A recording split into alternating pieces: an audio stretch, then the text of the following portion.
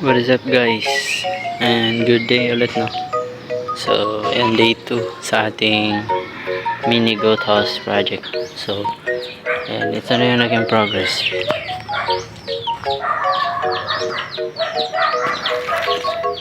Ayan. Kahapon yung natapos natin is yung haligi. So, ngayon, tinulungan ako ni Papa para ibahin yung plano ko kasi nga mali daw yun. So, ayan. Yun ito yung naisip niya. And ayan, bubong na lang yung kulang. And yan, lilinisan na lang.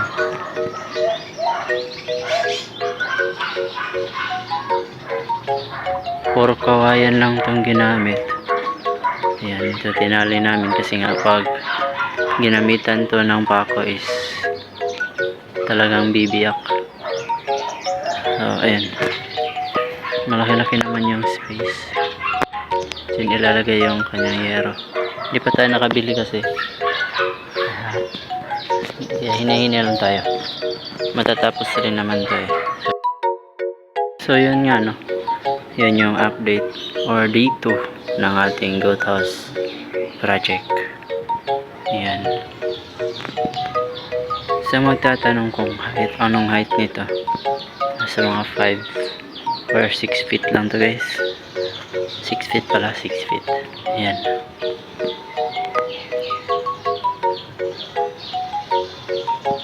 So yun yung kambing natin. Papakita ko muna sa inyo yung kambing natin. Busog kasi to. Hindi ko alam kung nahagip to sa camera kanina, pero papakita ko ulit. Ayan, sobrang busog. Malakas kumain kasi. Hey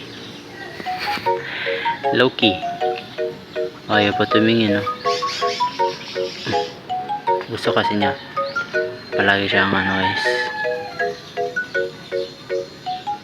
kumakain. Ayan, ito yung nabili natin.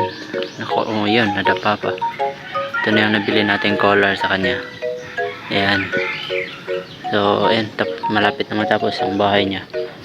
So, yun na muna sa ngayon na, and salamat sa panonood, and abangan nyo yung day 3 ng ating mini goat house project. So, say goodbye to camera. Salamat sa panonood guys, and don't forget to subscribe. Salamat.